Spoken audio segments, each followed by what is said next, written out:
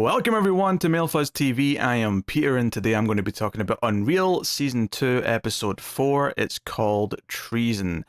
So spoilers for the episode, as always. This is a Patreon sponsored review, so thank you very much to Board Now for picking the show. So this episode revolves largely around the injury that Darius has, and keeping it a secret what different parties try and do about this injury. And obviously the fallout of Quinn knowing about Rachel going behind her back in the previous episodes. That's also kind of an underlying thing throughout, which they don't really hit on too much. There's a couple of key scenes where the tension there kind of rises.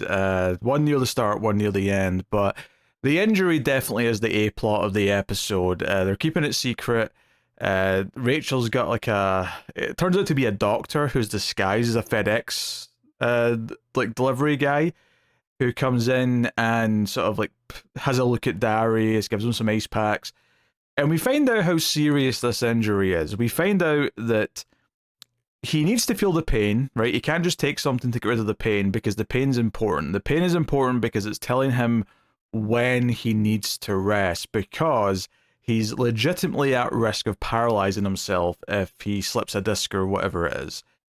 And it really paints this picture of just how severe this is and how in jeopardy he is. He's supposed to really be having surgery. He should have had surgery already, but he's not wanted to because it's going to put him out of action for 18 months. And he's been trying to hide it and not go through that. And part of what he's hoping for with the show is that he'll be able to sort of transition to a sports casting career.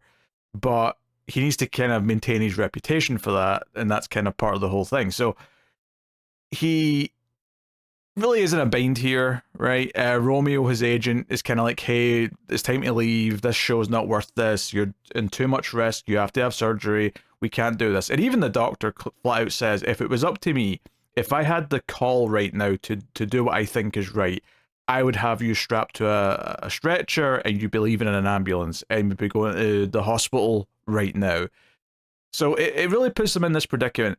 And it's interesting to watch this play out because this show typically has a lot of characters with their own goals, their own agendas and motives. And obviously, as late as last episode, we have characters exploiting what people are going through for their own gain. And all of these things kind of come into play here. Which is not to say that it's all malicious. Like, Rachel's arguments that, hey, staying and doing the show will rehabilitate your image and that's important for you. It's not like she's being completely... Well, I'll say this. She's not the one who is at most fault in this episode, because Quinn and Chet later on are actively trying to injure him so that they can get a nice big dramatic shot of him going in an ambulance with all the girls watching. So they feel particularly vicious in this episode as far as them exploiting someone. Because, I mean, I don't know, admittedly, I don't think they know he's in danger of being paralyzed when they make that choice, but they are actively trying to get him hurt so they can get the drama out of it. And the predicament they end up in here is that the schedule for the next day is this football game, this American football game where the girls are in two teams and they're in these skimpy, slutty outfits to play football. And he's supposed to be playing with them. He's supposed to be switching sides and playing quarterback for them. And he can't do that. We know, everything we see with him lying on the bed with the ice pack on his back and being told that he's at risk of permanent, injury. Everything's saying he cannot do this. But everyone on set's expecting him. And Rachel's stalling. An interesting character bit for her, though, is that she actually does end up telling Coleman. I had to check his name there because he's new. But, the young executive who's showrunning the show right now, who she got smoochy with last episode, he can tell she's hiding something and says, hey, the way this is supposed to work is you tell me what you're dealing with and I'll help you with it. We'll do it together. And she does tell him, right? And that felt like a notable character bit, I think, a notable turning point where she is willing to try and work with him. And I think it's an important beat for her in this episode, because I think at the end of the episode, when she does go to him and she kisses him, she gives him a beer, and they have this kind of moment together at the end, and it feels like they're solidifying what this new relationship, both working and romantic, and this idea that maybe her future lies with working with him and going in his path. At the end of the episode, it happens right after a really bad confrontation with Quinn, where Quinn basically says, "We are not friends," and then kind of acts scary, right? So at the end of the episode, it very much feels like after that interaction where Rachel maybe was still thinking she could revive the friendship, even if the working relationship's a little bit fractured. Quinn makes it clear that it's scorched earth, that she is not in for that. So she immediately goes to Coleman instead and basically says something like, "Oh, well, are we doing this then?" And they start kissing. And it kind of feels like she's going to this new backup plan that's kind of presented itself. Like, she wasn't all in on that after the last episode. She was still kind of trying to mend what she had with Quinn. But seemingly by the end of this episode, she's made the choice to jump that ship. But that's why I'm saying this moment where she chooses to work with Coleman and kind of does like work in unison with him throughout the episode, where he's trying to call a second doctor for an opinion, and he gets someone to come and help. Like, them working together feels like she is trying to evolve. She's trying to work in a way that's different. And notably, this comes after the first interaction with Quinn, where Quinn says that she would never be able to run the show without her. That she's a wreck, that she's unstable, and that she would ultimately always crack. And Quinn's been keeping her in check. So Rachel's like, "Well, watch me." And it feels like when she's in this predicament, which does feel like the whole show is going to fall apart because of this injury, and no one knows it yet, and she's sort of keeping the secret to herself, and all the weight's on her, she chooses to help unload that by telling Coleman so he can share the burden. And that felt like kind of a big deal. Now, maybe it is just her being smart enough to realize that she is going to buckle if she's doing this on her own. Maybe she actually does see some kind of future working with Coleman and that becoming a thing, that becoming like a path to success. Now, admittedly, I don't know if Coleman's going to be in future seasons. There's a good chance that he'll be gone at the end of this season, and this will all whittle away, and we'll end up back with Rachel being stuck with Quinn, because that's what the show is. But at least right now, this was a very interesting moment of her choosing to let him in on what was going on. And it kind of pits them against Quinn and Chet, who kind of start working together this episode as well, because once they start noticing some things are up, they look at the security footage. Well, technically it's not even security footage, it's just the cameras that are in the rooms for the sake of the show. So it's just the footage. But they see enough to start kind of putting two and two together, and they realize that he must be hurt, that Darius is in pain, and then that's why he's not on set yet to play this dumb football game, and why they're trying to, why Rachel and co are trying to change it into he's going to commentate on the game instead of being in it. So they immediately start plotting to like, hey, we can do a whole thing where he's going in an ambulance. We just have to get him to go down. So we'll get him on the field. And they go and spin a whole story, because there's a lot of the episode up to this point where the girls have been kind of waiting around for things to start, and they're in these silly outfits, and there's some little bits here or there. Hot Rachel tries to talk to Coleman at one point, and Rachel kind of quickly intervenes with that, but she also has a flirtatious moment or two with Jeremy. And that sort of pays off at the end of the episode, where she actually goes to basically hit on him, and ends up spending the night in his trailer. Well, maybe it's not the whole night, but like she goes into the trailer with him. It's implied they're going to have sex, which he seems quite pleased about. But notably, she's asking questions about Rachel. She wants to know why Rachel's untrustworthy, why he hates Rachel so much, why Rachel hates him so much. And she also picks up what I think are his keys slyly, like she's up to something. So I think Hot Rachel is playing a game, like more so than the others. Like, I think she's up to something here. This whole flirting with Jeremy, it might not be as genuine as maybe the first smile at him perhaps suggested. It seems like she's got a thing in play here. So yeah, but we see her interacting with some of them. We see some of the other girls kind of talking about things. The one was at Tiffany's, the one who's from like an NFL family. She's like going to be the co-commentator, which makes the other girls jealous a little bit. So there's a lot of them like standing around doing various things, but ultimately Chet comes up and actually tells them that their goal is to get Darius on the ground, and that the first girl who gets him on the ground will win a one-on-one day. And immediately, almost, one of the girls, a girl who her name is London, who has not been like a major character up until this point. This episode's by far the most she's had. But she's been kind of concerned about like getting cut, that she's not opening up and loosening up enough.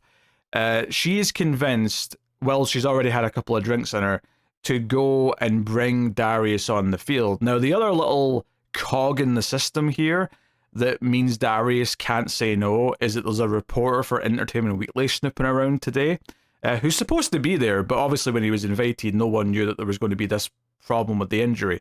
So Darius has to actually agree to go on the field. And what he doesn't expect is that London dives at him, and then they all dive on top of him like a big pile up, and then he's left lying there. And it feels kind of like a big deal. He can't get back up, and like Romeo's freaking out. Rachel and Coleman, of course, like know that this was a big deal. Everyone else is kind of surprised that he's not getting up. And so it's the big kind of turning point of the episode, and ultimately it comes down to this idea of Rachel giving Darius this choice where either he abandons the show because he has to go get surgery, and everyone's going to know what's happened because Quinn and Chet have got cameras ready for the ambulance. They're going to get shots of everyone crying. He's getting loaded into it. His secret will be blown. He won't have resuscitated his image, and now he'll be known for lying to his teammates about an injury. He can't have that. So she makes the suggestion that there's a doctor coming who can take away the pain, and it's risky, but obviously we won't put you in any situations where you're likely to get hurt. That's what she more or less says. And he is hesitant. Romeo's been adamant that he shouldn't do this, that he needs to feel the pain for this reason and that, so that he knows when he needs to take it easy. But ultimately, he talks about how people depend on him, his mother, his niece, even Romeo, everyone he pays or supports in his life and things like that, and the weight of that's kind of like coming down on him. So he ultimately agrees to take the shot, and he comes out surprising everyone when they're all expecting him in the ambulance. Quinn gives this whole big speech to the girls to make them cry, or at least attempts to make them cry. Beth Ann, the southern girls, the one who actually tries to break into tears. Not the most convincing tears I've ever seen, admittedly, but she's playing the part. She is. So everyone's surprised. Romeo looks pissed because he clearly sees that he's too healthy, right? He knows that he shouldn't be swaggering the way that he is and throwing a football the way he is. And when he confronts Darius just fires him and says, look, if you can't get on board with this, then you can just leave, and fires him. Which, I think the most interesting part of this is that Romeo confronts Rachel and says, you ruined my friendship with Darius. We've been there for each other for decades at this point. We're family, and you've ruined that for a stupid TV show. You have connived this. Because it was actually just a little bit earlier where Rachel, when she was trying to convince Romeo to come to her way of thinking, she tried touching his leg and sort of to effectively form a romantic connection, but he sees through it and hits her away and says, no, what the hell are you doing, and walks off. He sees through her. He sees what she is and what she was trying to do, and we know she's just kind of started a new relationship with someone else, so it feels especially skeevy that she's trying to pull that card. But yeah, it feels like a hard-hitting, telling off at the end. And, the funny thing with Jeremy, it's not that Jeremy didn't have, valid points and that didn't have a right to be angry in a lot of ways, because he absolutely did, but he was in so deep with Rachel, and there were so many mixed feelings there, that it maybe wasn't quite as stark when he blew up at her. Romeo blowing up at her like this, I mean, yeah, they've had sex, but he doesn't know her that well. It feels a bit more cutting. It feels a little bit more like someone from the outside is looking in and has realized what she is. And it feels like hot Rachel's trying to figure out what she is so she can play the game. It feels like the dominoes are kind of tumbling, but she's got this Lifeline in Coleman, and I think that's quite interesting to see her kind of navigate that throughout the season. And the two scenes she has with Quinn, the first one, Quinn demands they talk about what happened, and Rachel admits to seeing Gary, but she says it was for the good of the show because she was worried because of this, because of that. And Quinn's like, no, you were backstabbing me, have the balls to admit it. And Rachel never quite really says it that way. And then later at the end of the episode, Quinn you know, blows up at her and says, "We're not friends. You know, I'm cutting the shitty people out of my life. That includes you, it includes Chet." And one of the bookends of the episode is that just before that first scene with Rachel and Quinn, Quinn found out from Madison that her dad died. And she just kind of no-sells it. And at the end of the episode, Madison shows up again with the phone and says, "Hey, like, you know, the lawyers or whoever are calling, they want to know what to do with your father's estate and all of his belongings." And Quinn just takes the phone and says, you know, "Throw it into his house, light a match, and burn it all." And she like just basically tosses the phone down. And it comes off as cold, and she looks right at Rachel when she says it. So it feels like that's how crazy I am, Rachel. Don't you mess with me. Like, I'm on the warpath at this point. So, yeah, the consequences to the backstabbing, if you will, feel severe. And it does feel like Rachel, at least for the time being, has burned that bridge. And you know that Quinn was going to feel bad about that, even though we saw Quinn do this multiple times, or attempt to do this multiple times to Chet.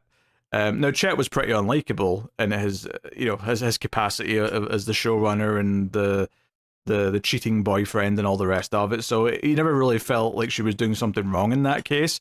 But Rachel doing it to her feels like, oh, we've just established at the start of the season this best friendship kind of thing with the matching tattoos and all that.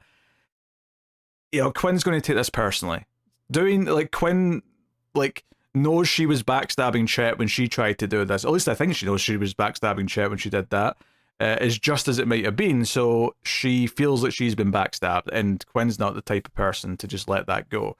So, yeah, there's actually a really funny line near the start where after Madison has told Quinn about her dad, she's outside freaking out, and Rachel says, "What's going on?" And Madison says, "Oh, she's going to always remember me as the one who blew her fiance and told her dad died, and she was just starting to like me."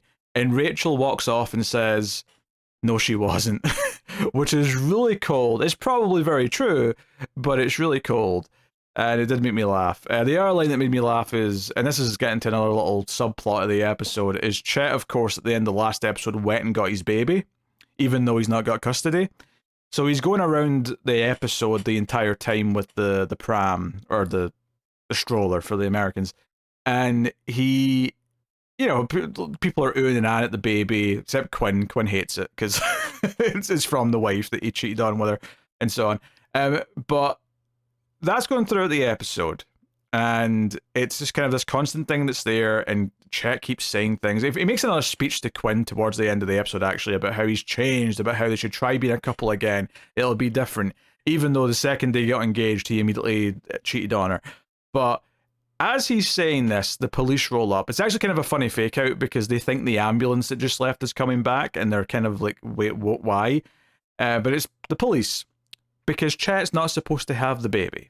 Chet took the baby when the wife was away, and of course the wife / nanny have reported it, and the police have shown up to arrest him for kidnapping, and they take the baby and take him away in handcuffs. And everyone sees it. Like, this is a public thing. Like, you know, a lot of I don't know if the girls see it, but certainly the crew and a lot of the people who work there see Chet be taken away in handcuffs. So that also feels like a big deal. It feels like his character is going to be called into question maybe a little bit. So it feels like everyone's feeling pretty bad about other people right now. It feels like everyone is going through a rough patch in the show. Darius and Romeo have broken up. Quinn and Rachel have broken up. You know, Chet's trying to win Quinn back, but she's having none of that either. You know, it's a whole thing. And poor Jeremy's going to get his heart broken because he's being manipulated seemingly by hot Rachel. So the other thing to mention about Darius, to go back to him for a second, is that Ruby overhears some of the fight between Romeo and Rachel, right, about Darius. And she finds Darius towards the end of the episode and says, "Hey, this is not me trying to play the stupid reality TV show game. Are you okay? You know, something seems up." And sits down with him, and he does look kind of miserable. And he doesn't kind of, you know, admit or talk about what's actually going on with the injury or anything like that. But he talks about wanting to be his own man, and people always tell him what to do and so on. And there's a little bit of a flirtation backwards and forwards. She kind of listens to him and says that he should follow his gut and be the man he wants to be. And it ends with him kissing her quite passionately. Now, the big thing here, aside from the character progression of these two having this moment, and it makes sense that Darius would be attracted to a woman who is very, independent, who is very passionate about what she believes in, who tries to, she's an activist. She goes after what she thinks is right, right? She does not accept what she is told to do. She wants to be her own person. So it makes a lot of sense given the way Darius is feeling that he would be especially attracted to her right now. But she came up here with the belief that there was no cameras following her. But at the end of the scene, we see that Jay and a cameraman are like hiding behind the fence, capturing the kissing. So they've got that on tape. They're going to use it, presumably, and maybe they'll be shocked to find that they were caught smooching, kind of separate from the show, as it were. So, we'll see how that goes. There was another round of girls being kicked out. London was the notable one. She kind of get pissed off at the end when that happened. All the ones that stayed were all the ones whose names we mostly know. I think there was one. Jameson.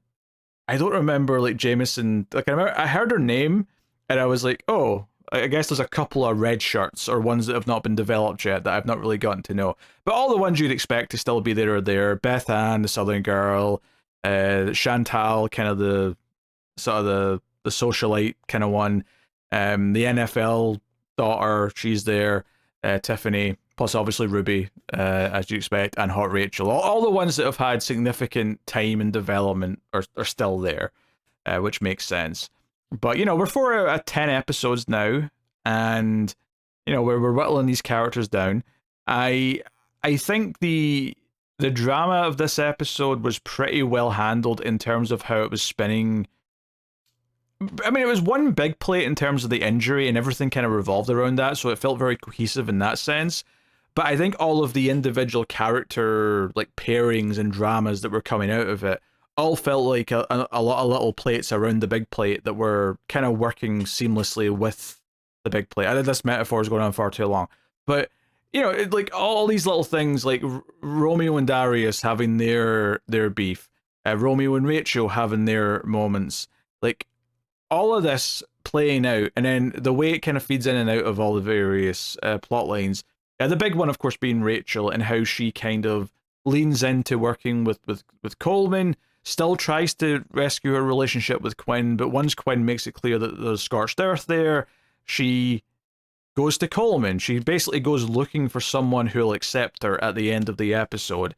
And it's like she's burned bridges with Romeo. Not that they were that close, but, he blew up at her. She's burned bridges with Quinn, and she goes to the one person who's maybe still on her side right now.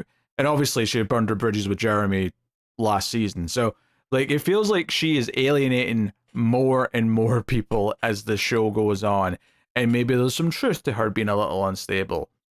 I do think the performance, when she said that to her, when Quinn called her unstable, there was a good solid 20-30 seconds of Rachel's face where she looked hurt and angry, but kind of turned to smug, determination. And it felt like she was really fighting to get to that point.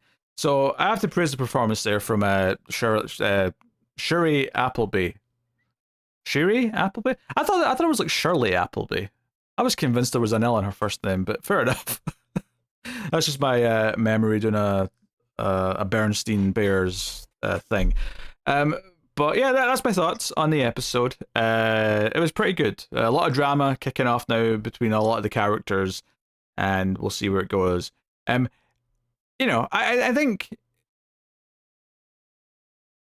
I often said in season 1 my least favorite part was Chet and Chet's relationship with Quinn.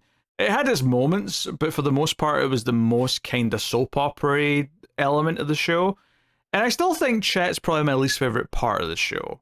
He's a little bit repetitive. He's a little bit one note, I guess, compared to everyone else, which is basically just, I've turned over a new leaf until he hasn't.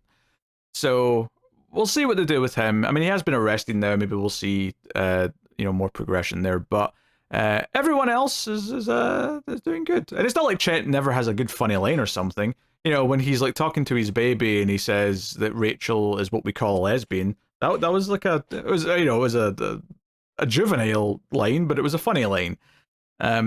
So has his moments still. But yeah, that's the review. So thank you very much for joining me. I always appreciate it. You can, of course, support all the reviews and content over at patreon.com/MailFuzzTV, or, of course, via YouTube membership. Also greatly appreciated. Check out MailFuzz Movies, our YouTube channel for movie podcasts, where there's a horror movie show, a sci-fi movie show, and a sort of general franchise and like theme movie show.